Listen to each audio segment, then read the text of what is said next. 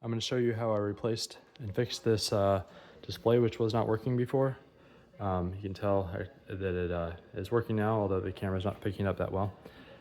There's a few capacitors on here. None of them appeared obviously blown, but I couldn't measure this one on the board, which I know you're not supposed to be able to measure them on the board that well, but it also was small, and I figured maybe since it's small, it won't show that it's blown that well. And it was also kind of loose up here. This resistor was loose. It seemed like this was an area of kind of stress for the board. So I just actually held up a capacitor and started working to it. So probably not the best way to do it, but it worked. And then so I pulled that out and replaced it. It's a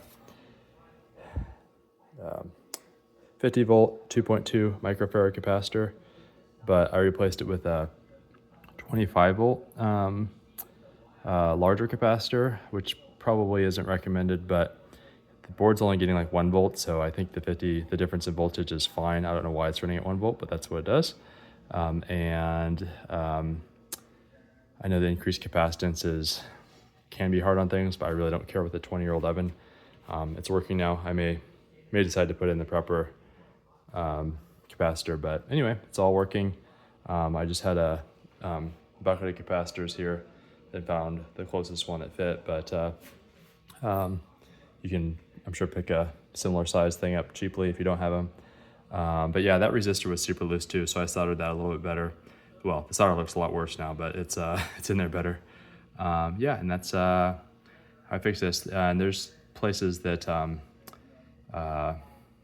sell this display repair kit, where we'll do this for you. You ship it to them, and then you pay them like $200 or so, which is fine, I guess, if you wanted to have someone else do it. But it was easy enough to do. Resistor, soldering iron, voltmeter, multimeter, a little bit of solder, and pretty easy fix.